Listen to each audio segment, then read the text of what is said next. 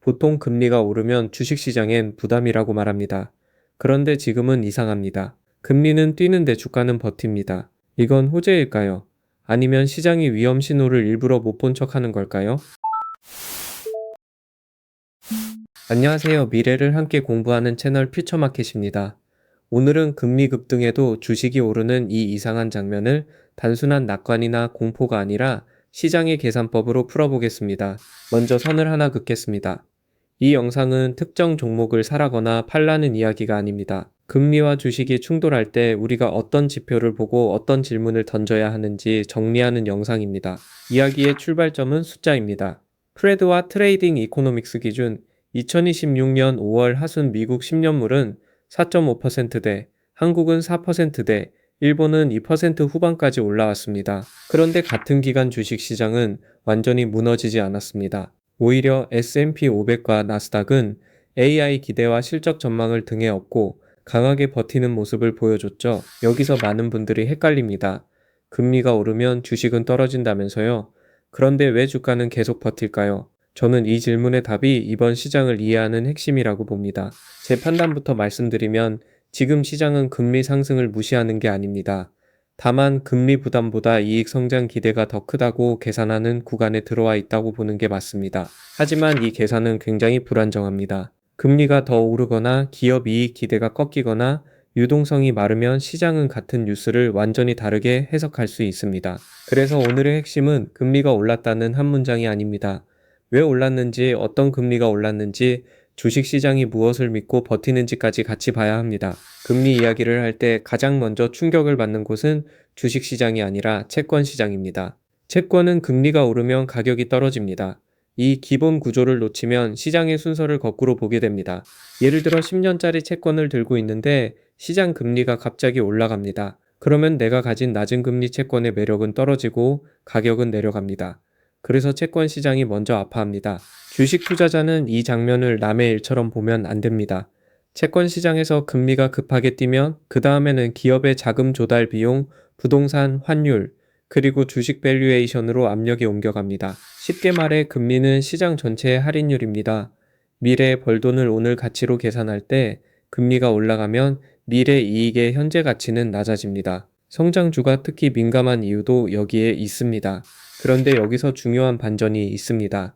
주식 가격은 금리 하나로만 움직이지 않습니다. 주가는 크게 보면 이익 전망, 할인율, 그리고 투자자 심리가 섞여 만들어지는 숫자입니다. 금리가 오르면 할인율에는 부담이 생깁니다. 하지만 동시에 기업 이익 전망이 더 빠르게 올라가면 주가는 버틸 수 있습니다. 지금 시장이 보여주는 장면이 바로 이쪽에 가깝습니다. 저는 지금 주식 시장이 이렇게 말하고 있다고 봅니다. 금리가 부담인 건 알겠지만 당장 기업들이 버는 돈과 앞으로 벌 돈의 기대가 너무 강하니 아직은 버티겠다는 겁니다. 이때 시장이 가장 강하게 믿는 스토리가 AI 투자 사이클입니다. 데이터 센터, 반도체, 전력, 서버, 클라우드까지 이어지는 투자 흐름이 이익 전망을 끌어올리고 있습니다. 로이터에 따르면 최근 UBS는 AI 데이터 센터 수요와 견조한 소비를 이유로 S&P 500 전망을 올렸습니다. 시장이 금리보다 이익을 더 크게 보는 단서입니다. 물론 이게 모든 주식이 다 좋다는 뜻은 아닙니다. AI와 실적이 연결되는 일부 업종은 버티지만 금리 부담을 바로 맞는 업종은 이미 안쪽에서 흔들릴 수 있습니다.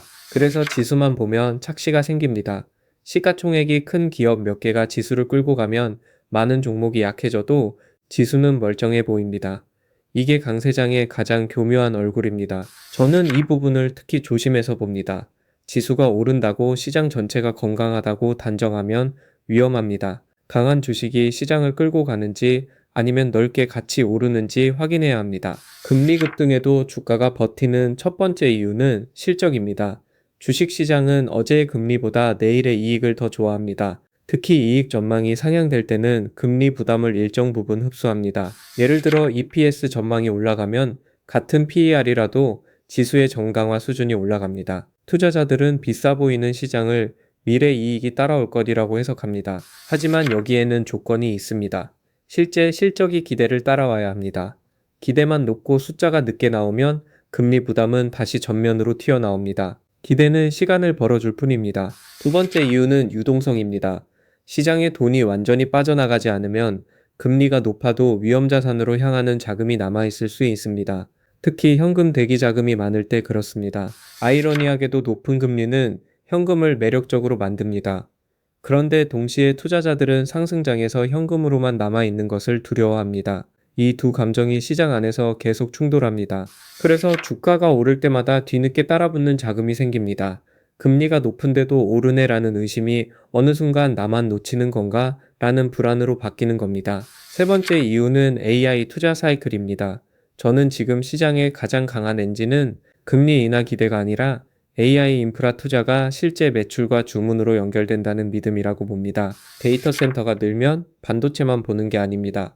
전력, 냉각, 서버, 네트워크, 건설, 소재까지 연쇄 수요가 생깁니다. 시장은 이 연결고리를 하나의 큰 투자 테마로 보고 있습니다. 다만 여기서도 선을 그어야 합니다. AI 스토리가 강하다고 해서 모든 관련 기업이 같은 수혜를 받는 건 아닙니다. 매출, 마진, 현금 흐름으로 확인되는 기업과 아닌 기업은 갈립니다. 제가 보는 핵심은 이것입니다. 금리 급등에도 버티는 시장은 강한 시장일 수 있지만 동시에 기대가 너무 한쪽으로 몰린 시장일 수도 있습니다. 둘 다 맞을 수 있습니다. 그럼 금리 상승은 언제 좋은 신호이고 언제 나쁜 신호일까요? 답은 금리가 왜 오르느냐에 있습니다. 성장 기대 때문에 오르는 금리와 인플레이션 압박 때문에 오르는 금리는 다릅니다. 성장 기대 때문에 금리가 오르면 기업 매출과 이익도 같이 좋아질 가능성이 있습니다.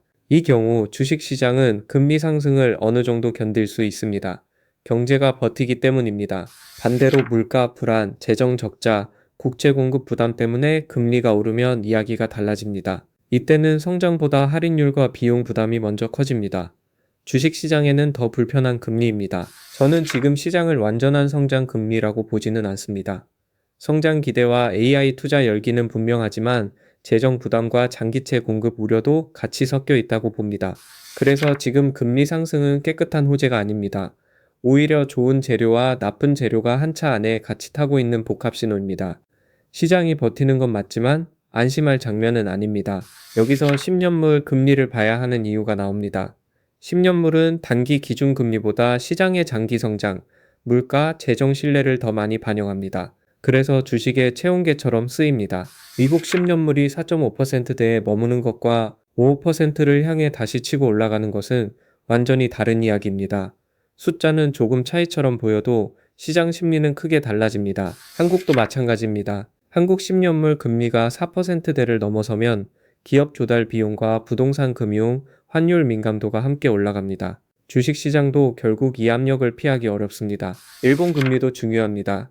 일본은 오랫동안 초저금리의 상징이었는데 일본 장기금리가 올라가면 글로벌 자금 흐름에도 변화가 생깁니다. 낮은 금리의 시대가 끝났다는 신호가 될 수 있습니다. 두 번째로 봐야 할 지표는 실질금리입니다. 명목금리가 높아도 물가 기대가 더 높으면 실질 부담은 다르게 보입니다. 반대로 물가는 잡히는데 실질금리가 오르면 주식에는 더 빡빡합니다. 실질금리가 오르면 투자자는 이렇게 묻습니다. 굳이 위험한 주식을 사지 않아도 괜찮은 수익률을 얻을 수 있는데 왜 높은 PER을 감수해야 하죠? 이 질문이 밸류에이션을 누릅니다. 세 번째는 기업 이익 전망입니다. 저는 금리보다 이익 전망의 방향을 더 중요하게 봅니다. 금리가 높아도 이익 전망이 계속 올라가면 시장은 버팁니다. 하지만 이익이 꺾이면 방어막이 사라집니다. 특히 중요한 건 전체 이익이 아니라 이익의 폭입니다. 몇몇 대형주만 이익을 끌어올리는지 여러 업종에서 같이 개선되는지 봐야 합니다. 시장의 체력은 폭에서 드러납니다. 성장주와 가치주도 다르게 봐야 합니다. 성장주는 먼 미래의 이익이 중요해서 금리 상승에 민감합니다. 다만 성장률이 충분히 높으면 금리 부담을 잠시 덮을 수 있습니다. 가치주는 현재 이익과 배당, 현금 흐름이 더 중요합니다. 그래서 금리 상승에 덜 민감해 보일 때도 있지만 경기 둔화가 오면 이쪽도 안전지대는 아닙니다. 시청자분들이 가장 많이 하는 실수는 금리 상승이면 성장주 끝, 가치주 시작처럼 너무 단순하게 나누는 겁니다. 시장은 그렇게 친절하지 않습니다. 결국 숫자로 증명하는 기업이 살아남습니다. 저는 그래서 업종 이름보다 현금 흐름을 봐야 한다고 생각합니다. 금리가 높을수록 미래의 멋진 이야기보다 지금 실제로 돈을 버는 능력이 중요해집니다. 그럼 지금 주식시장은 과열일까요? 저는 일부는 과열이고 일부는 정당화 가능한 강세라고 봅니다. 이 두 가지가 동시에 존재하기 때문에 시장 판단이 더 어려운 겁니다. 과열의 신호는 기대가 숫자보다 먼저 너무 멀리 가는 것입니다.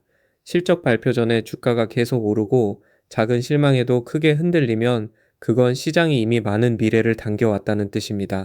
반대로 정당화 가능한 강세는 이익 전망이 계속 올라가고 주문과 매출이 실제로 확인되는 경우입니다.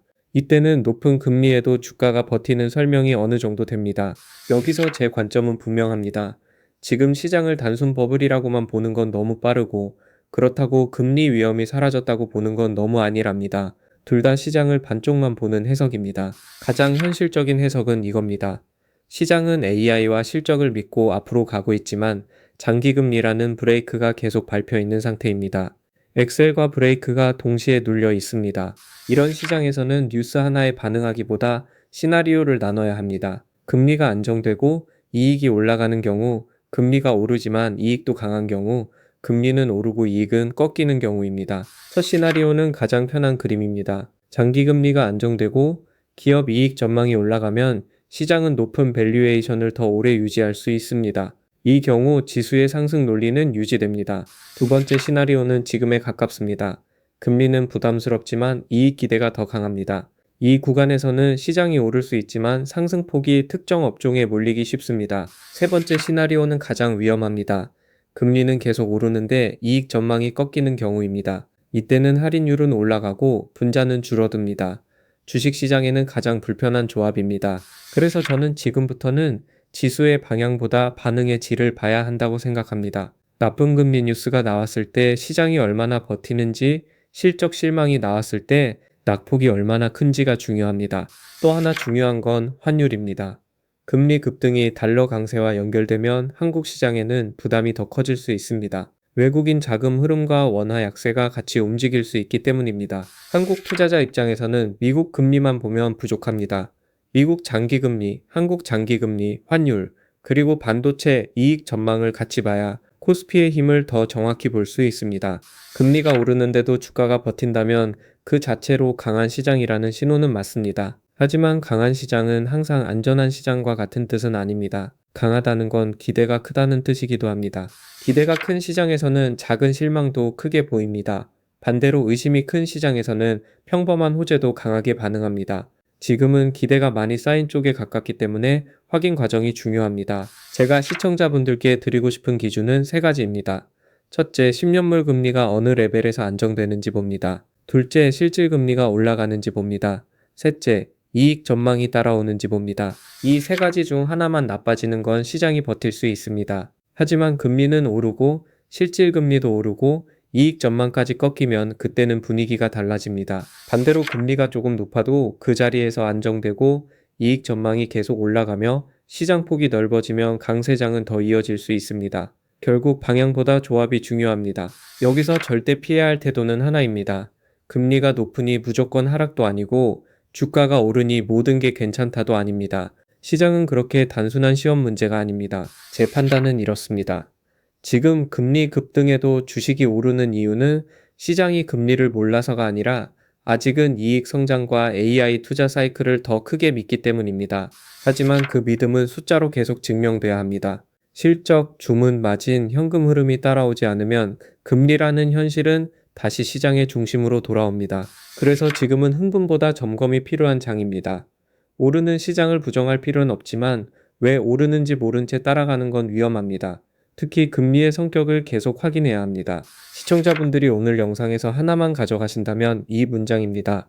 금리 상승 자체보다 중요한 건 그 금리를 이길 만큼 기업 이익이 커지고 있느냐입니다. 그리고 그 답은 매일 바뀝니다. 장기금리, 실질금리, 이익 전망, 시장폭을 같이 봐야 합니다. 하나의 숫자에 매달리면 시장의 진짜 표정을 놓치게 됩니다. 오늘 영상이 도움이 되셨다면 좋아요와 구독으로 함께 해주세요. 다음 영상에서는 금리 급등장에서 현금 비중과 분할 매수 기준을 어떻게 잡아야 하는지 더 현실적인 기준으로 이어가 보겠습니다.